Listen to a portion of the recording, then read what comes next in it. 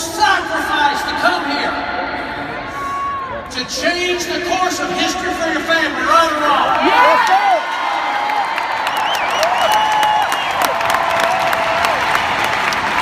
And if you win a contest and you get a bonus along the way, that's great.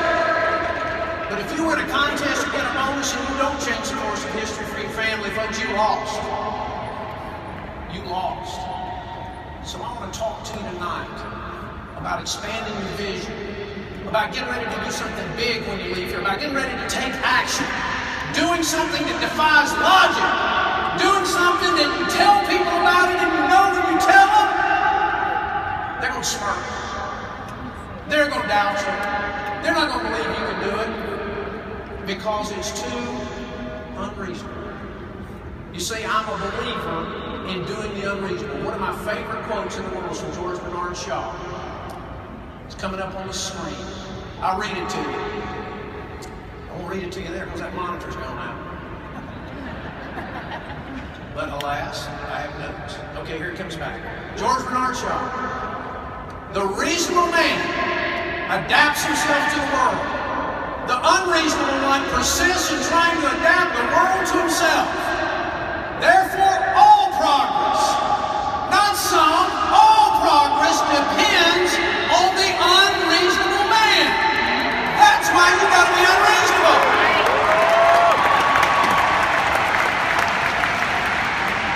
Now, George Bernard, he's been dead a while. He lived a long time ago in a far less politically correct time. And his quote just talks about me. Now, I don't know this from personal experience, but I have heard that women, too, can be unreasonable.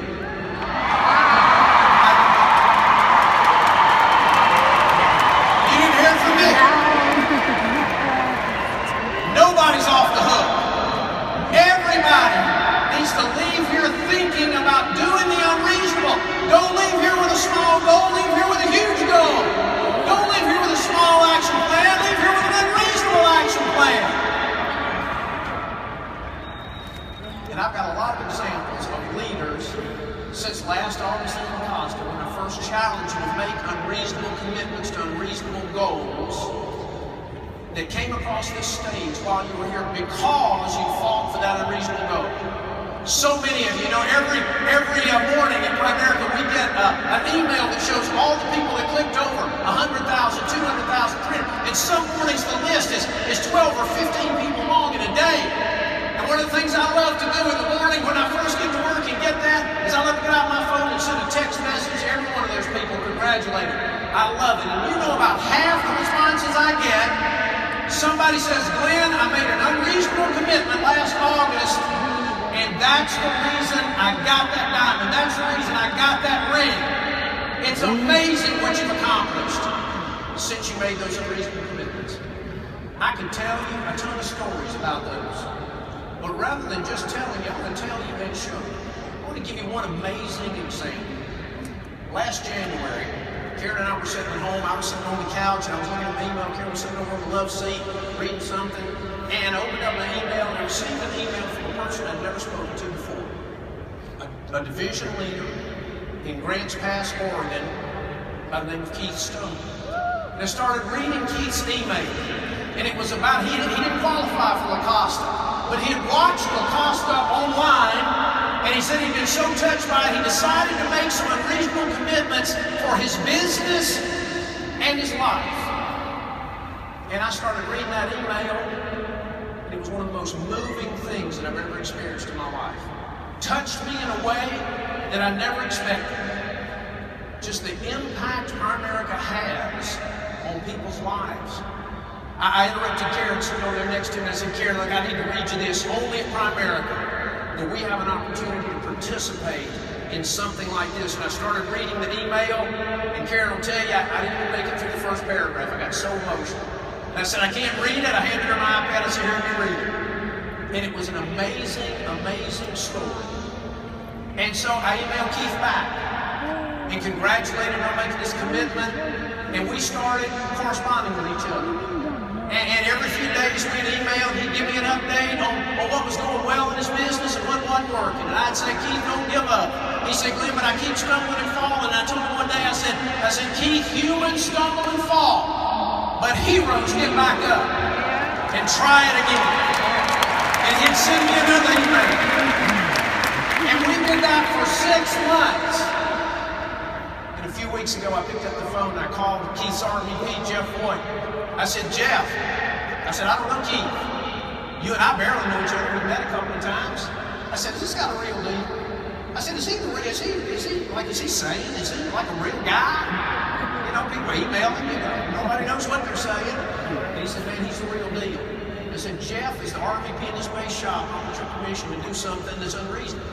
I want to call Keith and see if he'll tell his story of his battle, his struggles to meet his unreasonable goals to 40,000 people at the Georgia Dome. See, I want to hear it firsthand. And yesterday morning, for the first time, I got to meet Keith and Angie Stone. And I would like to introduce the Jeff Boyd Base Shop, along with now their regional leaders, Keith and Angie Stone, and ask them to join me on stage right now because I'd like to talk to them a minute. You guys come on out. Give them a hand.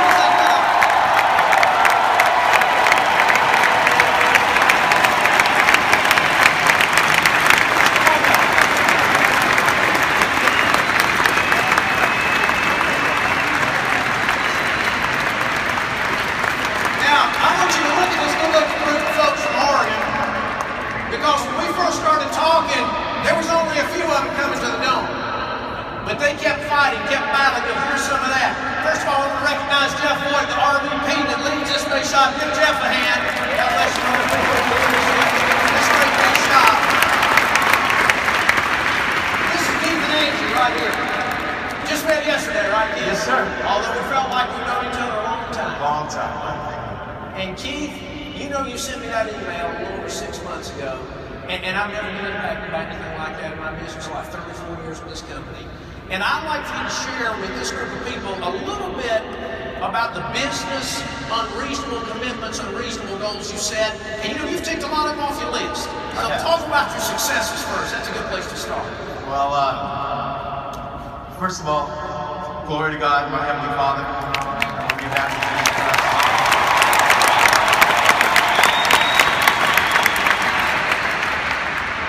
Yeah, no, like I said, I watched him speak on making reasonable goals. I said a prayer and I just penned an email. I didn't know it was going to him.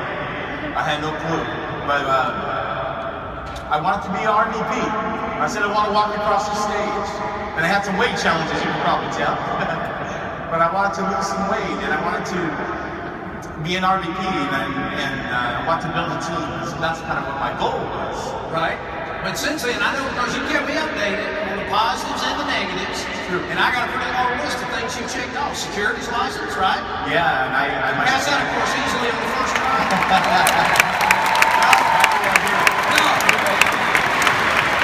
I got this thing called dyslexia, and I mixed everything up. And I did pass. It took me a couple tries. But you made it. I made it. Well, that was when you checked that unreasonable off the list. Congratulations. You decided to go full time.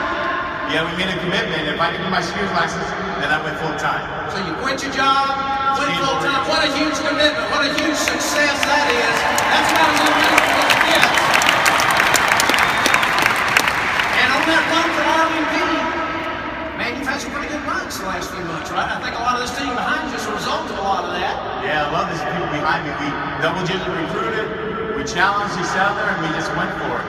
And you made it to regional leader, right? And I made it to regional leader. All right, so that's a success. So that's at least 3 in my hands in regional leader.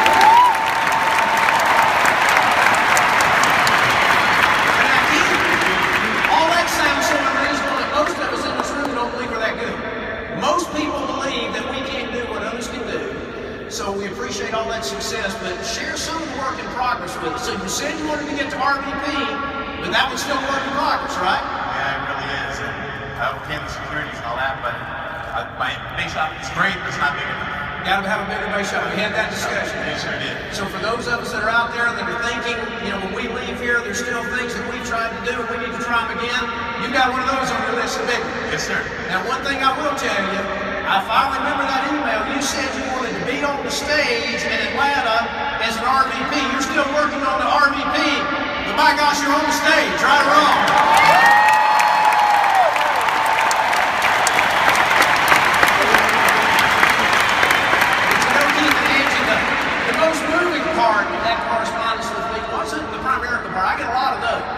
And I love them all, by the way, and they do come to me. You know, that's true. All right. But the part that really touched me was the unreasonable commitments you made in life. And that's what I want us to focus on. That the commitments I'm talking about aren't just business commitments, they're life commitments. That's true. And I got my handkerchief with me, okay? But I think you can do it, man. Talk to us a little bit about those commitments and where you are, because you got an unbelievable story about being in the convention. Well, I appreciate that. I made a commitment to Glenn. Should I go back to that? Go all the way back to the first time. We gotta hear that. Okay. Well, at my first convention, my friend Mike got his $5 million ring. I was so excited. And I went to these workshops, and they said, we can do anything. We can do anything. But I couldn't do anything, and I couldn't believe in myself. But they said, and so I was looking at Mike and Bill Whittle looking so nice. And then I realized I could be big as them. In fact, I was the biggest, in my mind, I was the biggest guy in Primerica. I was bigger than Bill Whittle and Mike Sharp combined.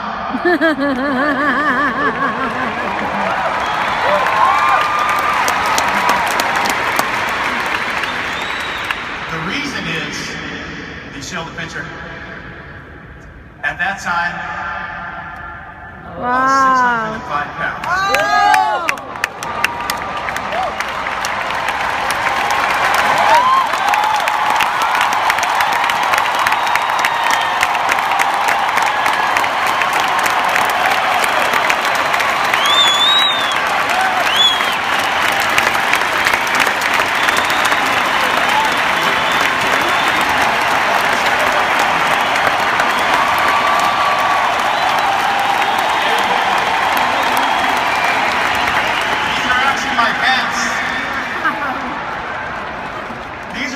My pants that I wore when I was in section 341 at the top.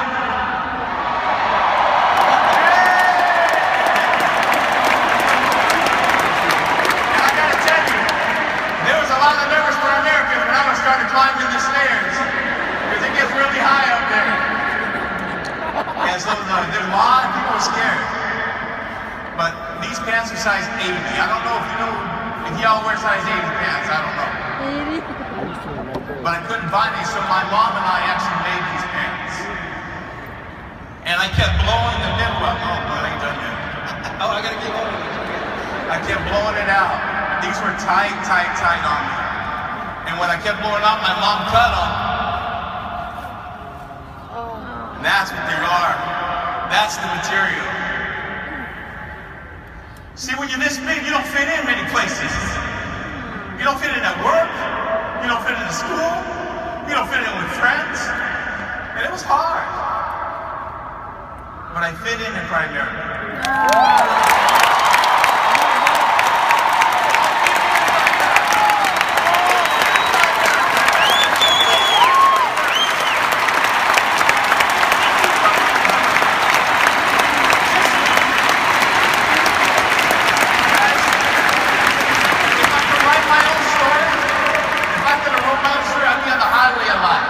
I'd be 6'6", strong, skinny. I'd be in the NFL, but I wouldn't be there too long because I'd be in the movies. I'd be so handsome.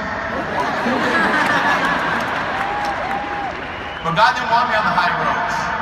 He wanted me on the back roads. On the back roads where everybody else is. On the back roads at the F&A where people are helping. At the back roads, that's where we are. And I just want to give my testimony, and I just want to thank Glenn Wynn for everything. But I ain't done yet. I told Glenn, I ain't giving up till I'm taking up.